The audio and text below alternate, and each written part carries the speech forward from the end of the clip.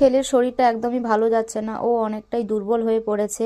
প্রায় 4-5 দিন জ্বর হওয়ার পরে এখন মোটামুটি একটু সুস্থ আছে ঠিকই, কিন্তু ভিতরটা একদম দুর্বল। তাই ওকে আজকে নিয়ে যাব ডাক্তার ঘরে, তাই আমি এখন রেডি হচ্ছি। আর এখন ঘড়ির কাঁটায় বাজে প্রায় 8:30 মতন, একদম সকাল সকাল বেরিয়ে পড়ছি। আর ডাক্তার ঘর যাব, তাই তেমন বেশি কিছু আমি সাজগোজ করছি না।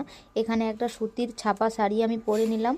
তো এবার তোমরা ভিডিওটা দেখতে থাকো। আমি পুষ্পিতা, আমার নতুন আরও একটা মিনি ব্লগে তোমাদের সকলকে জানাই অনেক অনেক ওয়েলকাম। আর এই শীতকালে কি অবস্থা হয় চুলে, সেটা তোমরা যারা মেয়েরা তারা তো অবশ্যই জানো যে শীতকালে চুলের অবস্থা একদম খারাপ হয়ে যায়। আর আমার এত বড় চুল তো কোনো সময় চিরুনি ঠিকঠাকভাবে করার সময়ই পাই না। তো যা হোক করে একটু চুলটা খোপা করে নিয়ে এলাম। আর খোপা করার পর এখন সোয়েটারটা পরে নিয়েছি, কারণ শীতকাল, সোয়েটার সবসময় পরতে হবে।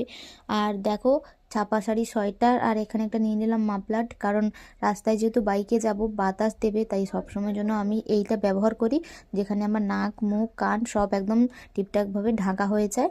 আর একটা নেব ছোট ব্যাগ, যেখানে আমার ছেলের জল বোতল, একটা রুমাল, আর সেখানে আমার পার্স আর মোবাইলটা থাকবে।